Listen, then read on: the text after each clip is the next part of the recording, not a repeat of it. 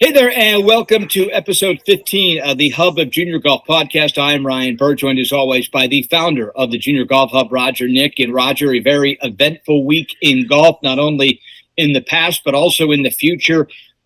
Just about everyone now going over for the Scottish Open and the Open Championship on the men's side. And, of course, the ladies basking in the glory of playing Pebble Beach as they head to Ohio and Sylvania, Ohio, where they've played a tournament for a million years there. Started with a Jamie Farr Kroger Classic. The way I know that, Roger, is my first job in television was in Toledo, and this was our World Series Super Bowl. And my first year on the job, Sayri Pak won her first LPGA Tour event. She turned out to be pretty good.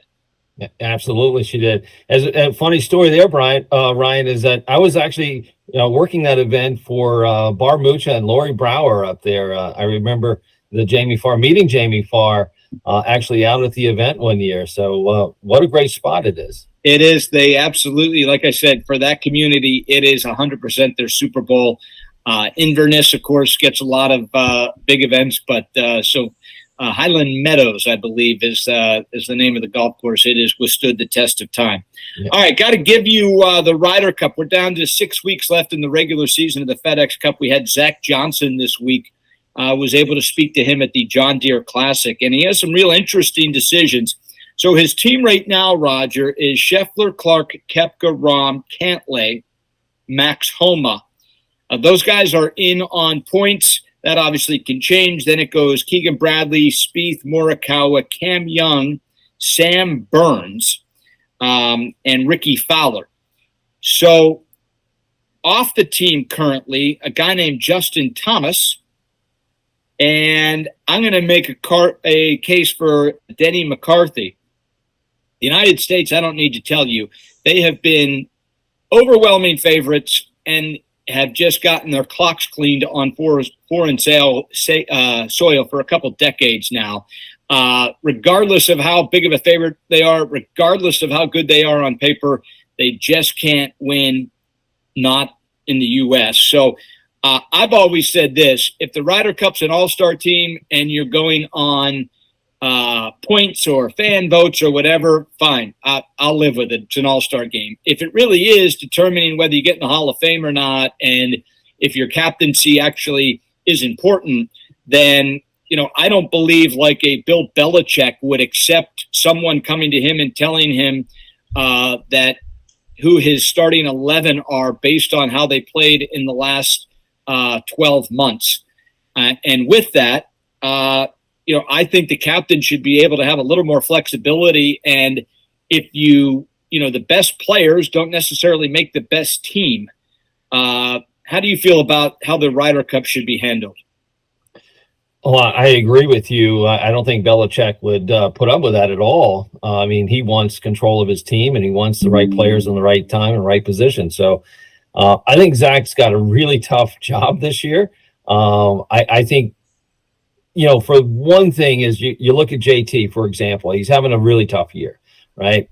By his standards, but golf standards, he's actually really solid. He's got a lot of good things going on. His chemistry with the team is second to none. The guy probably the leader in the clubhouse. No doubt. And I think that would be very hard to not have him on your team. I'll go as far as saying Jordan Spieth. Is he on the team? Is he not on the team? He's kind of having a mediocre year as well. Those two combined with Ricky Fowler, you got a really good heart, beat right there. Well, but is it good chemistry? I'll give you the four guys that I think are that I would be able to move off the team. I could move Keegan Bradley off the team. I could move Cam Young off the team. I can move Sam Burns off the team. Actually, I'll leave it at three guys. I'm going to keep Ricky Fowler on it. I think Ricky's good for the clubhouse, and he's played marvelous golf the last month, so he comes in hot. Young's had a bad year. He's still never won. Burns is the best player in the world on Bermuda. And he gets his wins in his top fives on Bermuda, and you take him off of Bermuda, Roger, and he's like a marginal player. Yeah, 100%. I'm a little surprised that I agree with you. I think Zach would move him if he could. He would say, hey, Sam, thanks so much. Good player, but not a great fit for this team. Who do you put there, right? Who do you put on that team? Well, with these guys? JT will need. You'll have to take one off to move JT on. So let's just assume we're taking Sam Burns off and putting Justin Thomas on. Okay, you can live with that. I believe Cam Young is he's an absolute bomber. He's a below average putter. I believe the missing ingredient on these kind of teams is a guy like Denny McCarthy, who is without question the best putter in the world. Mm-hmm. And he's come along where the rest of his game is above average as well. Now, neither of them have won on the PGA Tour, but like going back to the Belichick reference, Belichick traditionally doesn't go out, other than Randy Moss. He doesn't put a lot of stock in going out and getting big name wide receivers, especially with Tom Brady. He puts little guys in there that run the offense the way he wants it to run, and it turned out to be pretty good. I can make the argument. It won't be popular, but I can make the argument that I'll take McCarthy over Cam Young. Ooh, wow. That's a tough one, but I like it. I mean, listen, he's an Edelman, if you will, in the Belichick offense, right? I mean, the guy gets it done week after week. He is, like you said, undisputed best putter in the world right now. I think most people would like that under pressure. The downside, actually, both of them are downside. They haven't won yet, right? Neither one have won. I think they both have been right there. They're really close. But the excitement of the long ball, I mean, Cam Young brings that. He brought it at the Open last year. How many guys do you need to hit it 400? You're half your team are bombers. That's true. Let's think about the future of the Ryder Cup, though, right? Do you want to groom some of these guys under some of these veteran players? Get them that feeling of being in the Ryder Cup, the spirit, right? So once again, we're now saying that we're gonna sacrifice maybe winning this year with the best putter in the world because he probably wouldn't be on another team, and we're gonna live with Cam Young missing a few 5-footers and lose the Ryder Cup. Whew, man, that's a tough one, right? I don't want to be in Zach Johnson's shoes, but I think that's where I'm going with it. I think McCarthy is going to come through by the end of the year. Yeah. But I don't think it's going to be good enough for the Ryder Cup. I think you got to go with the bomber. You got to go with somebody who could put pressure on another player who's not going to be as long as Cam. And I think that's a different approach. But I also think that it's got to be the approach for Zach and the U.S. team, right, for the future.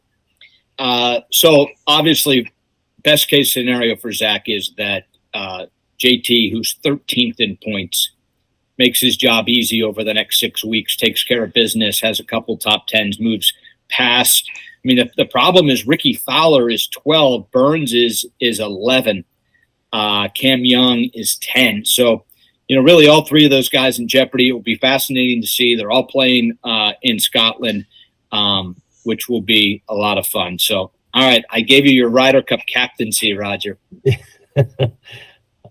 Team golf, though, that moves to junior golf. The old saying, especially when the U.S. loses another Ryder Cup on foreign soil, is, well, we just don't play enough team golf in the U.S. All the Europeans, they grow up playing alternate shot and much more match play. I do think match play has become way more in vogue once the NCAA switched to match play, where it is, it gets some run there. But what's your take on why they have an advantage? Why the European has an advantage? It just, listen, they travel a lot more than the U.S. players travel. I'm sorry. I mean, specifically in the team aspect. Like, obviously the U.S. has an overwhelming record in singles play on Sunday. Yeah. Alternate shot and even the best ball, the Europeans in the team format have just always seemed to gel better. Well, I think they play a lot more team golf. I mean, even growing up, I mean, you don't get a chance to play your own ball a lot of courses over there until much later on in your junior career. I mean, unless you're playing a junior singles event. I mean, if you're at a club, you're playing, 2 balls and 4 balls, right? So it's not like you're playing, a lot of just individual stuff. Now, a lot of those guys have also come to the U.S. They're playing college golf here now. So, yeah, they're probably being a little bit removed from that even earlier. But at the same time, I think you're going to find that the European players tend to have a little bit more camaraderie, where they kind of have a more of a, hey, I know where you're coming from kind of aspect or mentality.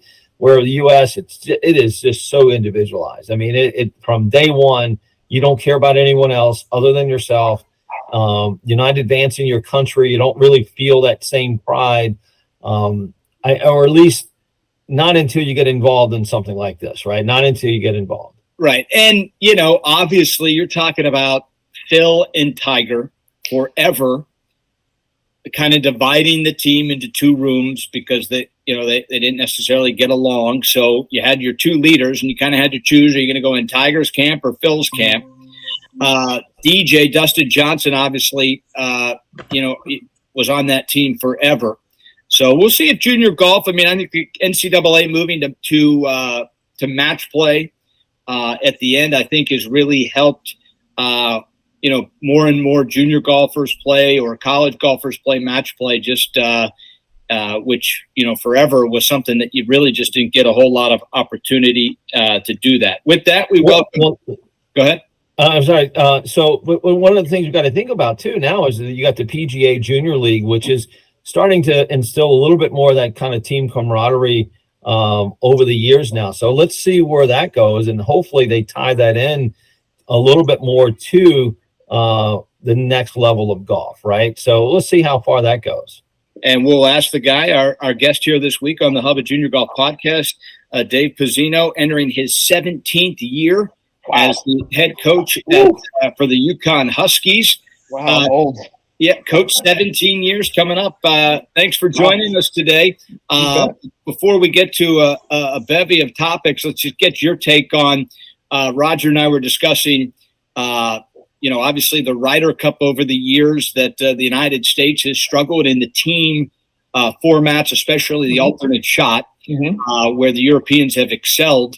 And, we mentioned that match play at the very least is becoming a little more in vogue in the U.S. as the NCAA, because of their contract with Golf Channel, a little more exciting, has moved to match play to decide its national champion. What are your thoughts?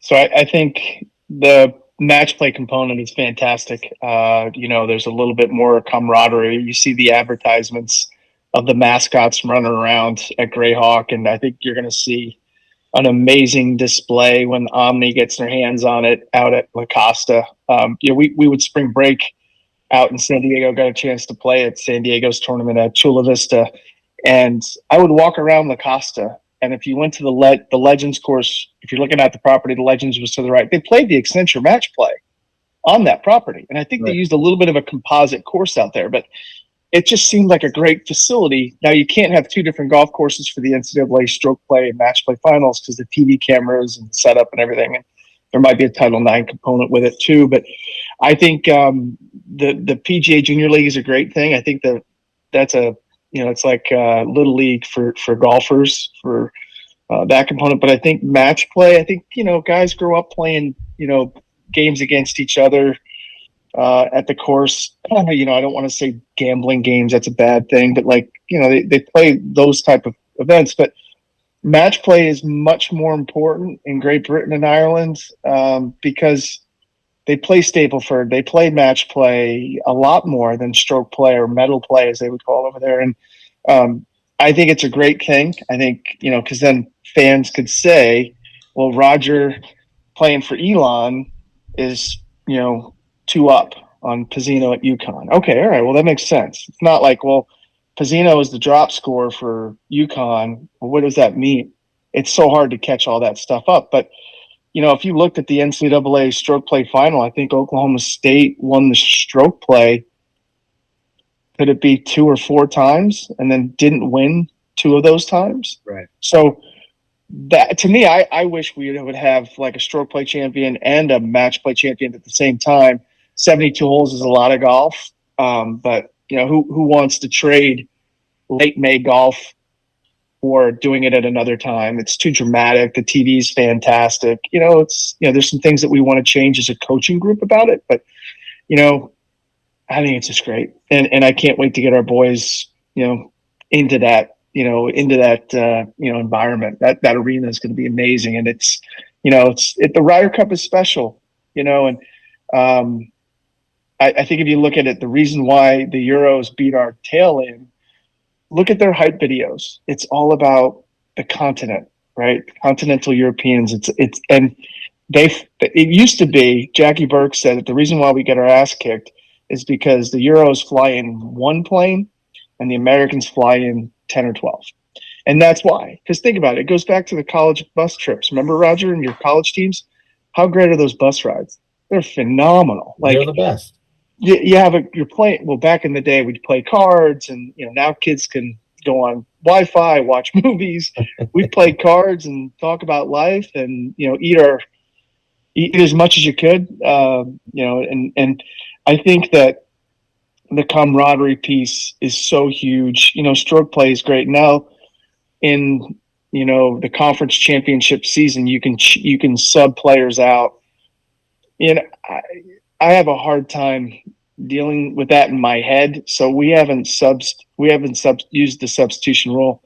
We're at a tournament where I think a team used 2 substitutions during the tournament. But when I'm doing a home visit, I need to look in Roger's eyes and tell him, hey, Michael's going to play for me. If he makes it to a road trip, he's playing, right? And I think that's an important component. But I would love it if we could play more match play in college.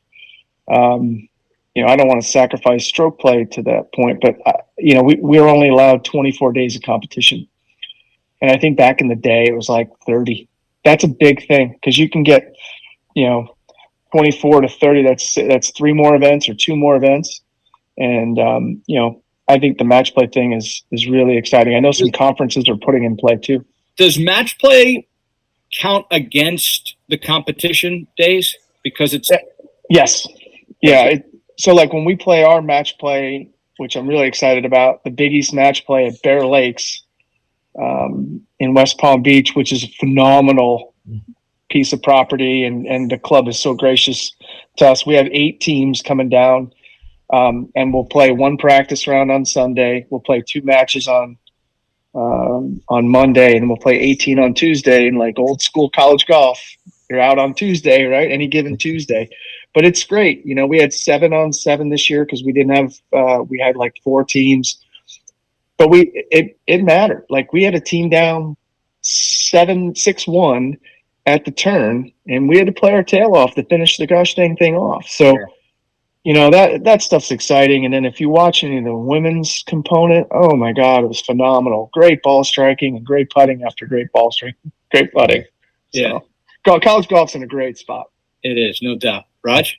Hey, Coach, so you've been at UConn now 17 years, going on 17 years. You've had some tremendous success. I've seen, what you've done with the program, turn it around. You're a Northeast school. You're in the Big East Conference. Mm-hmm. The challenges that you face are obviously slightly different than some of your other teams that you play around the country and the schedule that you try to keep for the UConn team. What do you see as your biggest challenge being where you are, being a UConn, being a basketball school, not a golf school? What's your biggest challenge to get the players there? Wait, we're good at basketball? I didn't know that. Well, I just want to throw that out there. I know that you have a running competition with Gino, so I mean. Well, the funny part is I'm sitting in Gamble Pavilion, which has 16 national basketball championship banners. Our volleyball team plays in here. I'm sitting in Jim Calhoun's old half office. Funny story about that. I got to show it to him, and I said, "Hey, Coach, this is pretty cool." He goes, "Oh," he looks around and he goes, "Great. There's a lot of wins in here, Pezzino. Don't mess it up."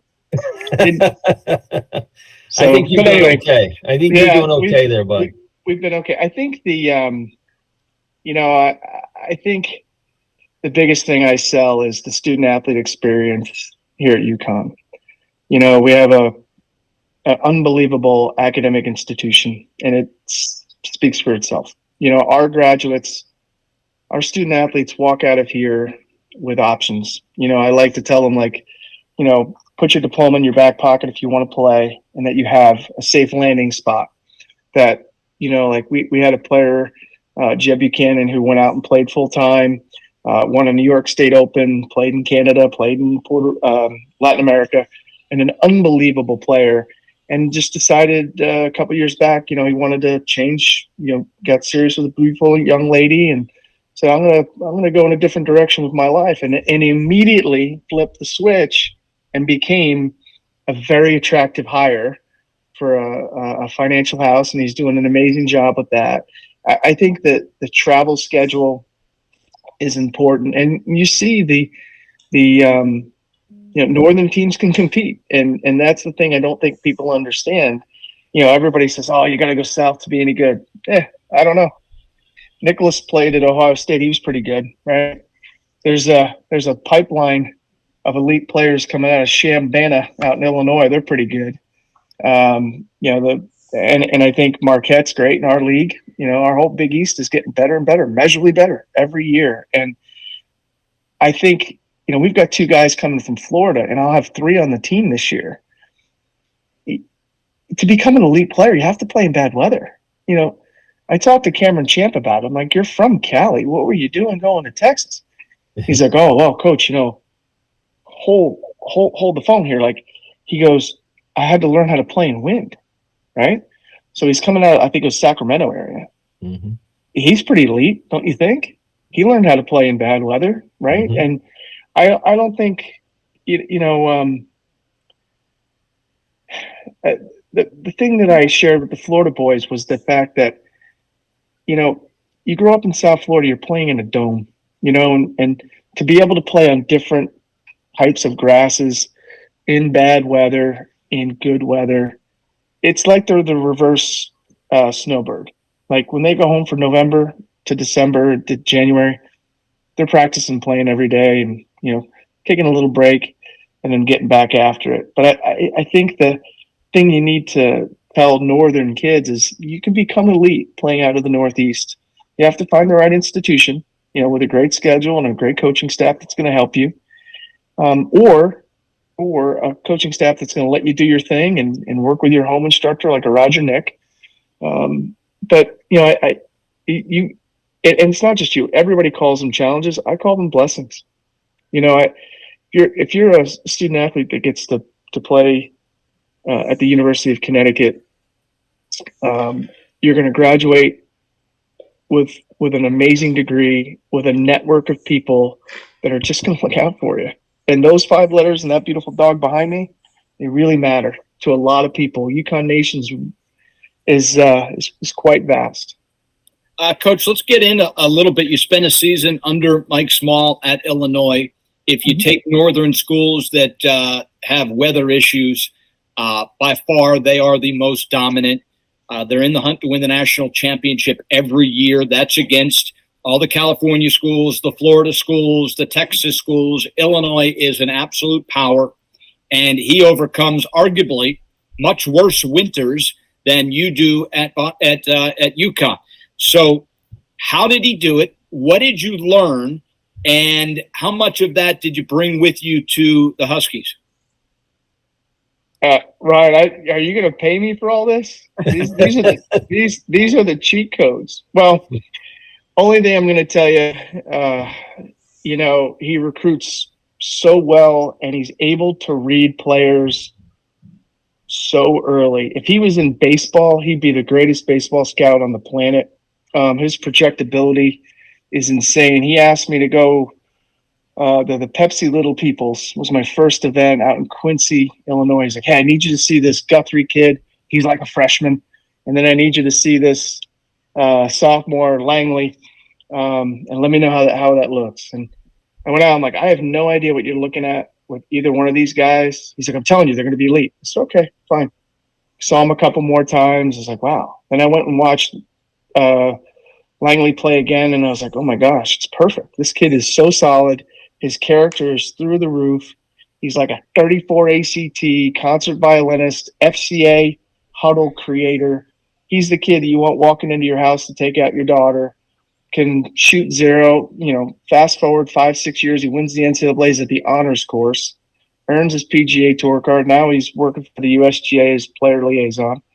Luke Guthrie won millions of dollars on the Korn Ferry Tour. He is one of the most brilliant men I've ever been around in my entire life. Ultra organized. He doesn't need motivation. He's just driven. And he's the most competitive guy I've ever been around in my entire life, more than me. I thought I was competitive. He made me look like a church mouse. We played gin on a flight to spring break, and I don't think he said 2 words to me the entire game. And we played a 500-point game. Didn't say a word. Oh, and here's the best part. He knows everything there is to know about swing instruction. He knows everything there is to know, and this is saying a lot, as an elite player. He knows what it took to get his card, what happened when he lost his card. And those things are just invaluable. And then on top of that, he hires really well. So he's had a bevy of amazing assistants after me. I think he lost the bet, or he ran out of time and just had to hire me. But the fun part about him is that he knows what great golf looks like. And, and he's going to kill me for saying all these things about him, but he loves coaching, because he could have left a couple times to play full-time big kid golf, passed on it every time. He loves developing players, and you can see it in his eyes at practice that, a bomb could go off if he's working with a guy and he wouldn't even notice. Super focused. Hey, Coach, one of the things you touched on there was, finding talent or identifying talent. I'll put you in that category as well. I mean, listen, there's a little story of a player that well named Ben that, was committed to coming to UConn, right? I mean, you saw that early on. What did you see? Tell the parents and the audience out there, when you're looking at, sign, as you just said, with these young men that went to Illinois, but Ben James is another player that you saw very early, and you said, hey, this kid's going to be great. He's going to come to UConn. Sure. And unfortunately, that didn't happen, but you still identified that talent. So what did you see? Well, I can't really, because he's on another roster. I'm not going to comment about that, but I will tell you what I look for and how this works is that I'm looking for, a young man that just loves to compete. And if they play other sports, I'm even more excited, because it means they're coachable. They've been yelled at. I'm going to be the first person in their life that's going to tell them that they're not very good at something if they haven't played another sport. So I want to see a student athlete that plays multiple sports, because they're also they're a lot more gritty. If you miss a defensive assignment in basketball and somebody else is going to come around and pick up the play or whatever it may be. But I like to see guys play poorly and how they do that, Roger, because, I think of golf as an 80-20 game. You're going to play not so great 80% of the time, and the 20% of the time is going to be amazing. It's going to be all over your Instagram. It's going to be 400 likes. But when you shoot 74 and you don't make the U.S. Junior, nobody cares. What does that look like? Because that 74 would be our fourth score to win the conference championship, right? Or it could be the 74 could be our drop score, and that you're a great teammate. And what does that look like? And are they a range rat or are they a golfer? Which I think are two different components. And I think the elite kids that you crank out all the time, Roger, with that amazing practice loop that you have out there, that's how those guys and gals are elite. They're not just sitting there going, all right, where do I look at P2? Like, I don't care. They don't hand you a scorecard and ask you where your swing's at. They hand you a scorecard and they want to know what numbers you can make in those little pretty boxes. So, and I like funky golf swings, because that means they're gritty. They don't care about what it looks like. I'm a big Palmer guy, so swing your swing. And I'll look at a player's golf bag, okay? And if I see their wedge has a wear mark and it's all banged up in the shaft and the face is okay, I get excited. Then if I see the putter and it looks like they dragged it from Ridgefield to Stores, I get real excited. Like Brian Harmon, right? Like, oh my gosh, because they don't need the brand new Scotty or the brand new TaylorMade Reserve. They don't need that because they're going to beat your doors in, steal your girl, and take your soul with that beat up Acushnet that their dad gave them back when they were 7 years old. That's the kind of guy that I want playing in my place. Not the kid who's worried about the golf swing and, hey, coach, my angle of attack was this. Claude Harmon said it best, his third, Butch's son. He came and spoke at our coaches convention. He said, you know how I know when a guy's not going to make it? When they show up for a lesson and they park their own TrackMan right behind them, and that they have they have 3 drivers in their bag, 3 different shafts, and a 4th sticking out of the bag. Nope. Nolan Ryan threw it at you, and he threw it fast. He moved it, but he's going to blow it by you. Mariano had 1 pitch. You knew it was coming. You could practice all year. You weren't hitting it. That's my kind of guy. Yeah, Coach, you see that way too often now with a lot of parents kind of setting this expectation for their kids. What's a message to the parents regarding that? Because I think we are in the same camp on what we're looking for in athletes. Yeah, I think you need to let them fail. It's okay. 78's going to happen. How do you shoot 76 instead of 78? That's learning. I tell kids all the time, we either win or you learn. You never lose. Golf's too hard. It's a game of misses. So just hang in there. And that's the thing. You got to be persistent and work hard.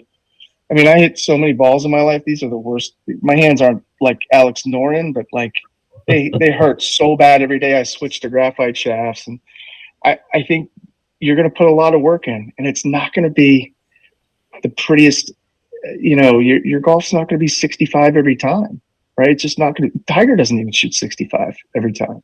But I think if we can have parents understand, unless they're Roger Nick or Tiger Woods or somebody that's played at a very high level, there are no expectations. You either win or you learn. And what did you learn today, right? Like, what did you learn? Did you have fun? I think the parents need to be the biggest cheerleader, because at the end of the day, you have to be dad and mom. You can't be swing coach also. And it's not like your son or daughter is out there and they 3-putted from 9 feet. I don't think they tried to do that. I don't think they were trying to show off because it's cool to have a hooper. That's not the case. So, like my sons got into golf late, and they love it now, but they see what elite level golf looks like. It's hard. And I think with Instagram and the expectations that are on social media, like this kid qualified for the U.S. Junior. Well, I know that kid's better than, or my son's better than that kid. Well, no, not on that day he wasn't. Right. His TrackMan numbers might be better. Who cares? I got a bunch of scorecards on my desk from Jimmy Herbal, Zabak, guys shooting a billion under par. I can't tell you what their swings look like today or tomorrow. Just, it's so hard to get parents to understand sometimes that it's okay to fail. Because every kid's like, well, I'm not getting recruited and like there's a lot of pressure. I want to go to this school and the coach told me I have to play at this event. All right, well, like we don't do things like that here at UConn. And I want to see you play in tournaments, but I want to see how everybody hits it a mile these days. Like, what does your bad golf look like? How good and how functional and usable is your bad golf? Because it's going to happen. And just so everybody understands, for all the junior golfers that are going to hear this, if you want to play against the PGA Tour and the best in the world, you need to hit it 330 and putt like Jesus. If you can do that, you can go chase, Justin Thomas and the boys around. But if not, how are you going to have your game at a very high level, for the rest of your life? You're going to put in work, like Hogan said, dig it out of the dirt. It's in the dirt. Go find it. And, some of that has to do with having a little bit of amnesia and getting rid of your expectations. those ruin everything. Yeah. You know, and then there are the two outliers. Bernhard Langer just won a major. Now, I'm not suggesting that this happens very often, but I heard his club head speed at the U.S. Senior Open was under 100 miles an hour with the driver. That is hard to imagine. And then Brendan Todd averaged 108 club head speed this week at the John Deere Classic and finished second. Now, Coach, I'm not suggesting guys try for that, but for the players out there and the junior parents listening, I'm not suggesting their kids will win majors and play on the PGA Tour Champions, or Brendan Todd certainly is an outlier. But as you said, if your swing speed isn't 130, there still is a way to play college golf, is there not? Oh, absolutely. The ability to get under par and stay there is a huge component. And I think, Bernhard Langer is one of my favorite examples because, he works like a beast and he's 65 years old. He's probably won way more money on the PGA Champions Tour than he did on the Big Kid Tour. But I think what makes him elite is something we strive to do every day here. How good can you be at 3-yard increments, right? Like, what does a 50-yard dispersion number look like left to right, north, south, right? East, west, those type of things. Because if you took a junior player now and you took a kid who's got a lot of raw talent and you put him through Rogers PDI, right? Rogers, did I do that right? The letters? That's right. You find out what elite looks like. You do. You just do, right? What's their distance to the hole? Because I can guarantee you he's got a stable of kids, boys and girls, that absolutely murder the golf ball. But how did they know how far to hit a 139-yard shot? What club is that? And what I find, Ryan, is that you get a lot of juniors that step up there and hammer a pitching wedge and has too much spin. It's not good contact. And then they just can't play from there. Like, what's the average distance? I keep it in my book. It's right here. What's the average distance from the hole on the PGA Tour? And I carry all that information and where ours was. This is almost 10 years old, this piece of paper. And I refer to it all the time. I got to get it laminated. But that's all I really care about. Yeah, that's all I really care about is, do you know how far you hit your shots? Because, Brian, when was the last time you hit a full shot in competition? Like, you probably hit a 7-iron to warm up on the range and hit it full and went, that was solid. But how many times have you stood up there and go, I'm going to flush this 7-iron? Because the lie's different, the air conditions are different. Like, if you play in the morning compared to the afternoon, those type of things, everything changes. So it's just, it's just one of those things that elite players know how far their golf ball goes, not just north and south, but east and west. It's great advice. Coach, we'll leave you with this. I think golf in New England is certainly on the rise. Golf Stats' latest rankings, you have Yale, BC, Harvard, and UConn all in the top 175. I think we put those 4 schools at the Country Club in Brookline, have a little match play. What do you think? I'm there. So just tell me how many kids I can bring and when you need us there. I'm there. All right, Roger. Well, you and I are going to work on that, okay? Yeah, absolutely. I think that's a great event to have. All right, Coach. Thanks so much. This has been incredibly eye-opening. I'm sure the junior families really appreciate you giving us a little extra time. Best of luck, year 17. Enjoy the rest of your summer, and let's bring home the Big East title. We're working on it. Thanks for the kind words. Good to see you guys. Dave. Roger, thanks for having me. You bet, man. Great job. Keep it up. Thanks. Yep. See you guys. All right. See ya. Roger, the Hub of Junior Golf podcast, it continues to amaze and not disappoint. He just provided the roadmap handbook, if you will, of what it takes to get it done. You can see why his players are willing to run through a wall for him. He's got it, and wouldn't be surprised if he turns UConn into a Big East winner. Yeah, I think he will. I mean, I've seen him come a long ways there with that program, and the grit that he brings, the passion, you can see it, you can hear it.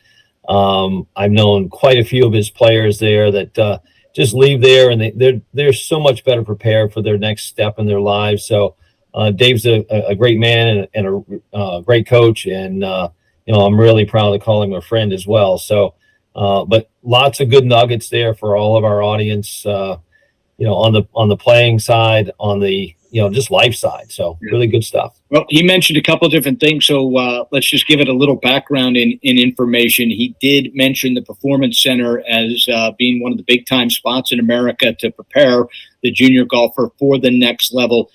Give us an idea of folks that are interested in the summer, in the winter, whenever, wherever, how they get in touch with the Performance Center. Because if you're really looking for your son or daughter to improve, proper instruction obviously is key. And it's not just about where the golf swing is, it's everything in between, from nutrition to the physical part of the game, to working out, to becoming an athlete. How do we get in touch with the Performance Center? Absolutely. Go on the golfperformancecenter.com, check it out. You'll see all the links online. You want to find your player development assessment, click there. You'll see a link that goes to connect to the coach, so you can go through, get your player development assessment done. I will actually say that he mentioned about playing in the Northeast in preparation.